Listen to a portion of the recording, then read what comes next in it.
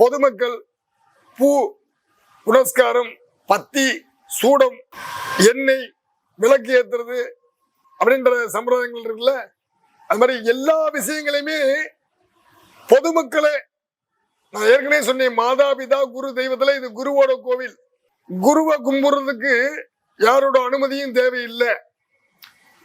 ஆகம விதி அப்படின்றது தெய்வத்தோட கோவிலுக்கு தான் உண்டு. அதனால குருவோட கோவிலுக்கு கிடையாது. அதனால பொதுமக்களுக்கு வழிபாடும் பொது வழிபாடா கொடுத்துட்டோம். அவங்களே சாமி கும்பிடுற ஒவ்வொரு கருவறையிலுமே தட்டுகள் இருக்கு.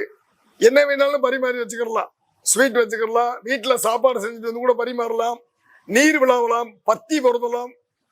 அவங்க சொந்தமா கோவில் கட்டினா எந்த மாதிரி வீட்டுல பூஜை பண்ணுவாங்களோ அது மாதிரி சுதந்திரமா 10 கிலோ வந்து பூ கொண்டு வந்தாங்கன்னா, மாலை கொண்டு வந்தாங்கன்னா, அவங்களே எல்லா சித்தர்களையும் தொட்டு குருநாதரை தொட்டு வணங்கக்கூடிய ஒரு கோவில் எதுனா இந்த கோவில் தான்.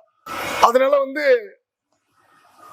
கோவிலும் சிறப்பு, கோவில் அமைந்த இடமும் சிறப்பு, பொது வழிபாடும் சிறப்பு.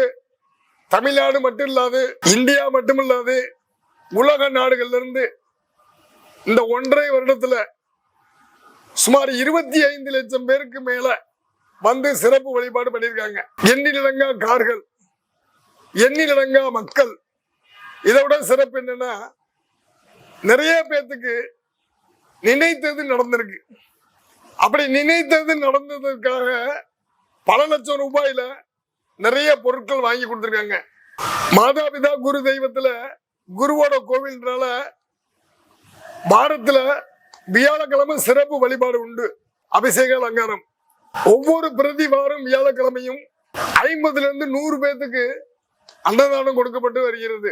தமிழ்நாடு மட்டும் இல்லாது, தமிழ் சொந்தங்கள் வாழ்கின்ற அனைத்து பக்த கோடி பெருமக்களுக்கும் சுதந்திரமாக குருநாதர்களை வழிபட்டு உங்களுடைய வாழ்வில் இருக்கும் துன்பங்களை அகற்றிக் கொள்ள